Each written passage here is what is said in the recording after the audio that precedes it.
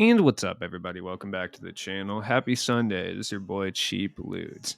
Now, I got a little bit different of a video. I think I did this last year. I might have done this earlier this year, actually. I'm not really sure, but I do like doing these most underrated videos occasionally. So today we're going to be talking about the most underrated cards at every gem tier in NBA 2K22 My Team. Now, look, even down to golds, there's value and there's reasons to use these cards, from limited to triple threat offline to the daily challenges that now give out I believe, is it a deluxe? Let me check. It might be a deluxe. Yeah, a deluxe zero gravity pack. Like, there's reasons to use these lower tier cards. And then obviously, when we get up to the higher tier cards, there's, reasons that you might be sleeping on a couple of these. So we'll start with the gold cards. Now, obviously, none of the cards that we received from the actual like zero gravity free cards that we get every week are going to be considered underrated cards. Everybody knows how heat those cards are. I wouldn't consider them to be underrated in any capacity. So the first underrated gold card that I would say would be Gold Malik Beasley. Gold Malik Beasley gets definitely slept on. I mean, he's not playing a lick of defense, but 82 three-pointer, which is fine. 78 driving dunk, 79 ball handles, not wonderful, but it's usable, you know what I mean? 75 perimeter defense, like not great, but the key is the badges. My man has Hoff catch and shoot, ankle breaker, and a green machine. In addition to gold corner, quick chain handles for days, stop and go, sniper, hot zone hunter, glue hands, even bronze limitless and bronze chef. Like, he is a top tier, if not outright the best gold shooting guard that you could possibly have. I'm dead serious, and I don't see nearly enough people talking about him. I mean, yeah, obviously we got like James Boo Knight, who's really good. I think it's Boo Knight, or is it Boog Knight? Bougie Knight? I have no idea. He's obviously really, really solid, but I just feel like not enough people talk about Malik Beasley. And realistically, you can get this card for dirt cheap. And if you're trying to go play, like, let's say, triple threat offline, it's absolutely worth picking this card up for, say, 950 MT. It will absolutely get you your MT back plus a lot, especially if you go and grade the card. I know it sounds stupid, but grading gold cards for use in triple threat offline actually does have benefits. Surprisingly, I know. Kind of crazy. It is what it is. Next up, another gold card. This one is not attainable right now, so I'll be the first to tell you that.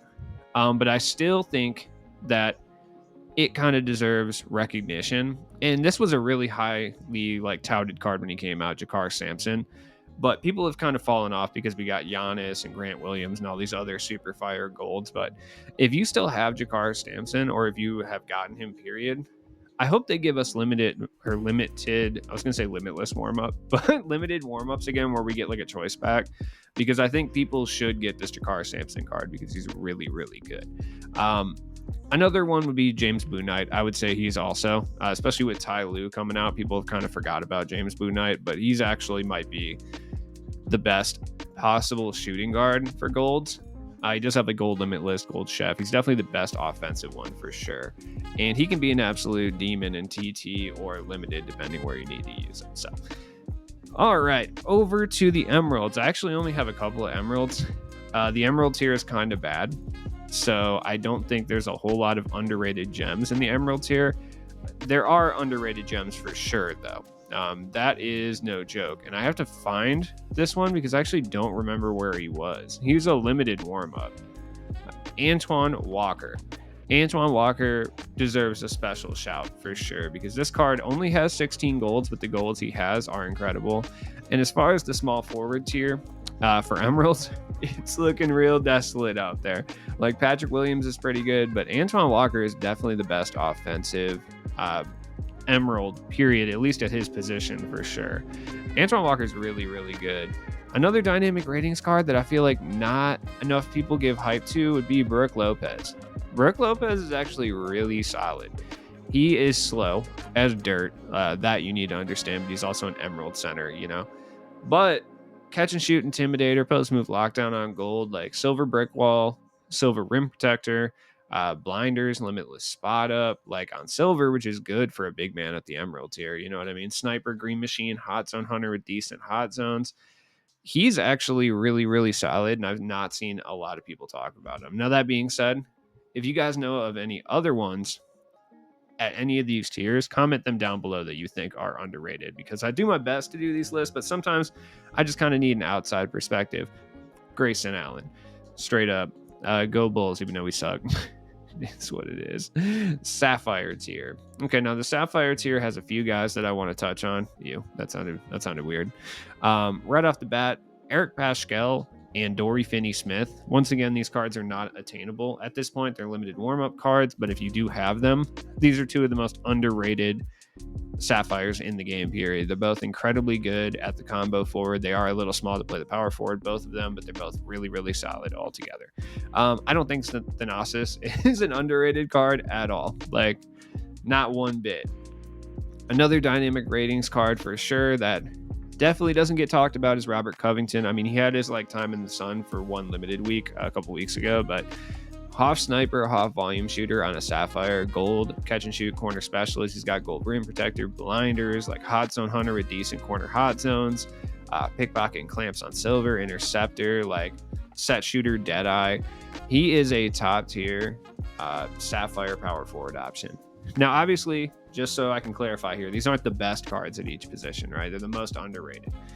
So inevitably someone's going to come in here and be like, bro, you put Robert Covington over Jonathan Isaac. No, dude, of course I didn't. Underrated. You know what I mean? Now over to the Ruby cards. Now the Rubies, there's not too many underrated Rubies. Plot, you know what I mean? There's really not. Spoiler alert.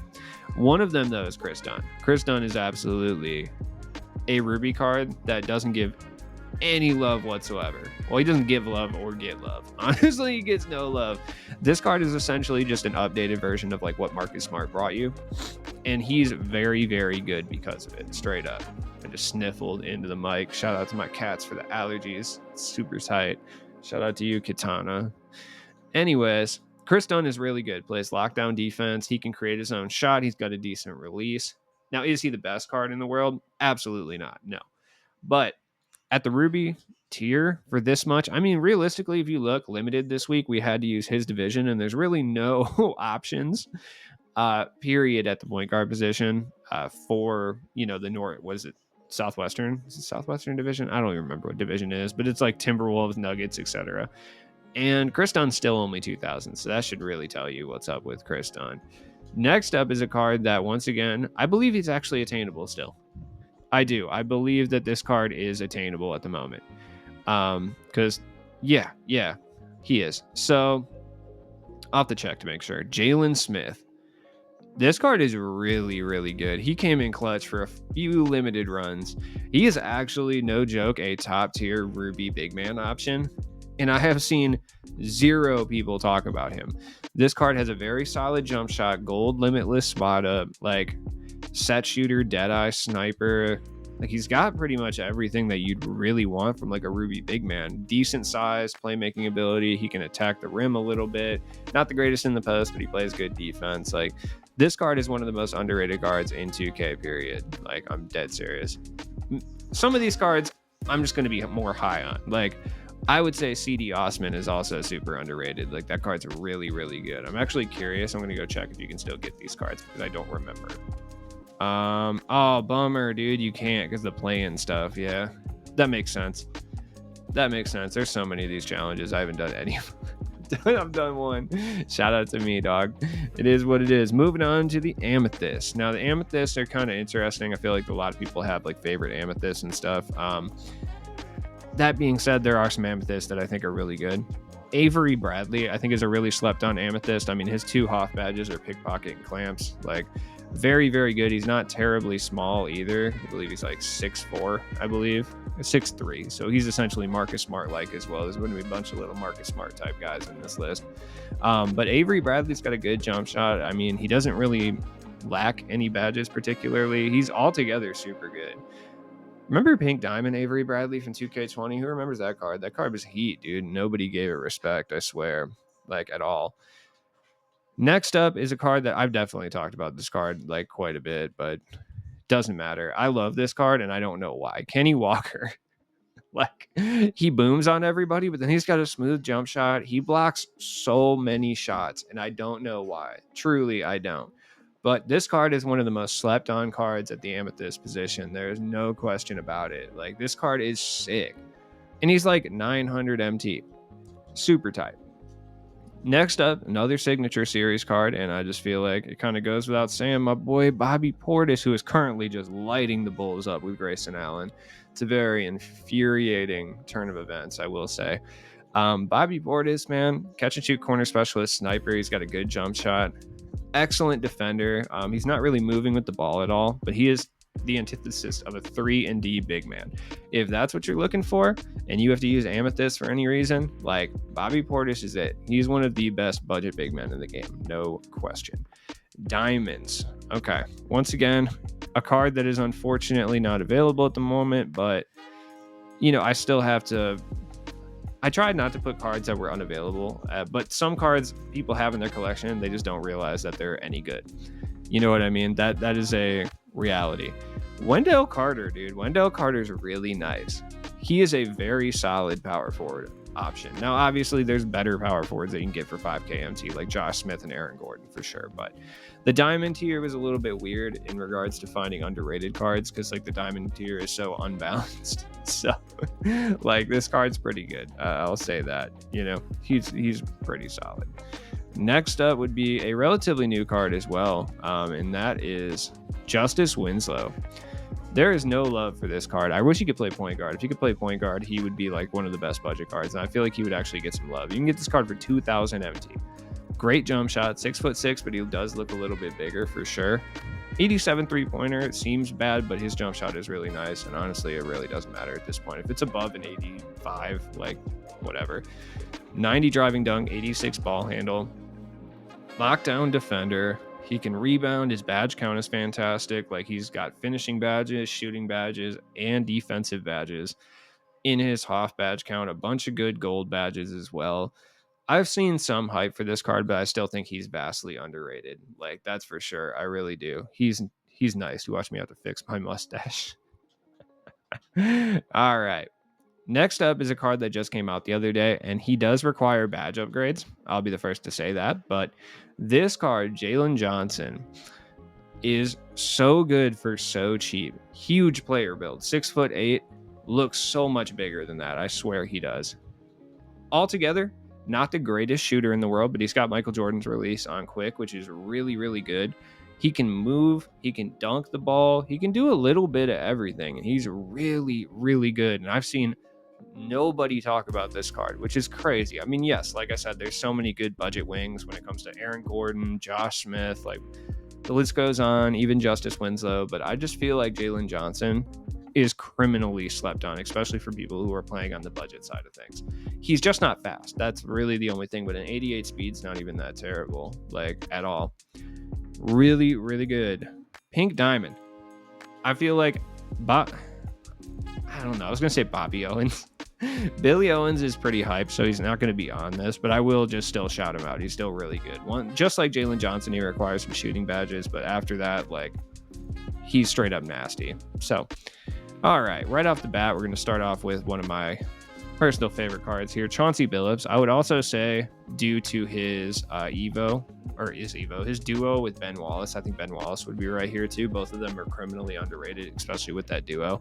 But in Evo, Chauncey gets base 98. He is a fantastic defender. He's a little bit small, but he can create his own shot if you're someone who 3-hunts. Whew, you could really do really well with the combination of Chauncey and Ben Wallace. Ben Wallace will really hold it down as well, like, especially with that boost to the 3-point rating. He becomes incredible. Chauncey Billups gets no love, though, and that's typically the case in 2K, but this time it's even more unwarranted than normal because Chauncey's really, really good. All right, newer card here. Again, I've seen no hype for this card, and that's Michael Porter Jr. Now, is he the greatest card in the world? No. And I mean, when we're looking at the oversized combo forward, I mean, just in the last week, we've received, in addition to Michael Porter Jr., Thon Maker and Jonathan Isaac. So it's really tough to say absolutely. And then if you want to go even farther, like, Billy Owens is technically at the small forward, like 6'8", but he's massive. So I would say that, like, he's in there too, I guess.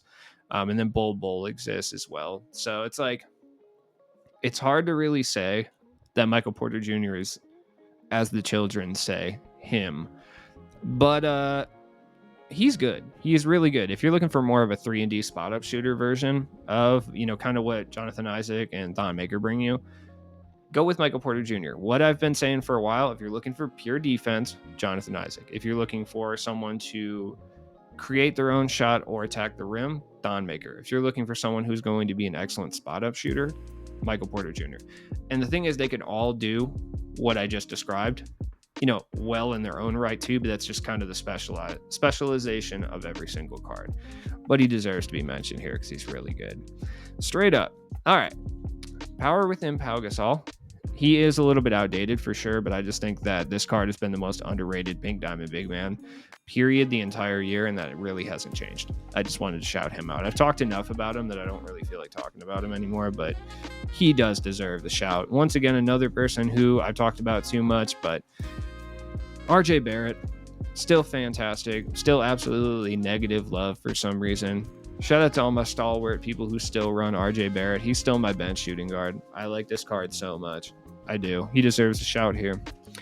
Galaxy Opal time. All right, you already knew my boy P-Funk Paul Horizon was out here. No question.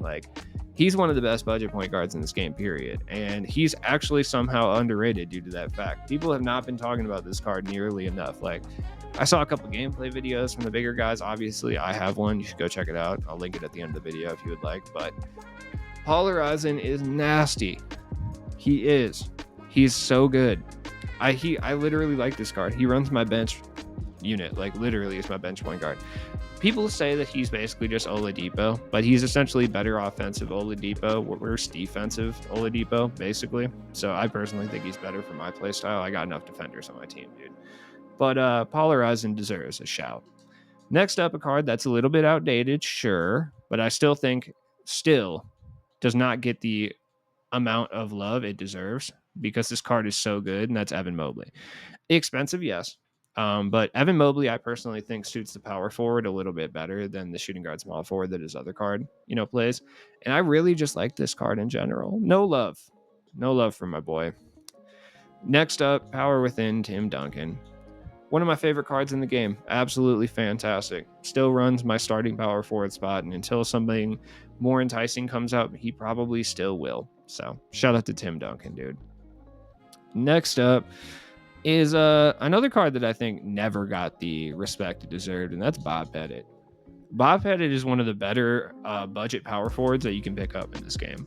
As a true power forward, if you're looking for more of a ball handling guy, I mean, obviously Josh Smith or Aaron Gordon, I know I talked about those guys a lot, are better options, but Bob Pettit, if you watched my stream last night and I rolled out the all white guy squad, I was hooping with Bob Pettit off the bench. Bob Pettit's real nice, dude. He is. He moves better than you would expect too. Now we go to the dark matter. So the dark matter is kind of interesting. Dark matters are still relatively new, so I don't think too many of them are, quote unquote underrated, but I would say Dikembe is underrated for sure. If given a few shooting badges, if given at the bare minimum, gold limitless spot up and a couple other shooting badges, he becomes a top tier center. I would say he's absolutely a top 5 center, but you won't hear anybody mention him at all, and you'll barely run into him. And I feel like that's because people don't want to spend 1,000 tokens on him, and I totally agree with that sentiment, but it definitely needs to be said. Next up, it hurts me to do this, but it's factual. Wait, where is this card? Hold on. Is this? No, it's not. Is it over here? Where's Jokic at? What set is he in? I have no idea. Yeah, I actually have no idea what set he is, but Dunktober Jokic, no question, is one of the most underrated cards in this game. This card is actually a top tier center, and yeah, he's a meme, so people know about him, but I really think that this card is one of the best centers in the game as well. I think him and Dikembe are top tier centers. And I mean, if that's what you're looking for, if you're looking for a random top tier center that's not Kristaps for 400K, Jokic is actually really good. Straight up. Final dark matter. In my opinion, the most underrated card in the entire game, at least at this tier. I don't think that it's really close. Glenn Big Dog Robinson. First off, if you're interested in learning the history of Glenn Big Dog Robinson, there's a very interesting video on the collapse of the 2001 Milwaukee Bucks that Secret Base just did. You should go check that out. It's a really good video. But Glenn Robinson is really good. Is he a top 5 shooting guard in this game? No. No, he's not. But at the same time, if he reaches buyout status, which I'm not sure if he has or not, I haven't been paying attention to him, he's absolutely worth that price. You could also put Glenn Rice in here. Glenn Rice should, probably be in here too. Glenn Robinson, it's just unfortunate that the pack odds were so terrible for this set, because Glenn Robinson, realistically, based on the amount of hype he has, should be like 60, 70K, but he's not. So either way, Glenn Robinson is fantastic, and you should absolutely go pick him up. As always, this has been your boy Cheap Ludes. I felt like doing this video for funsies, so I'm not taking it too serious. So don't take it too serious in the comments. But have a good day. I'll be back with more content later. Peace.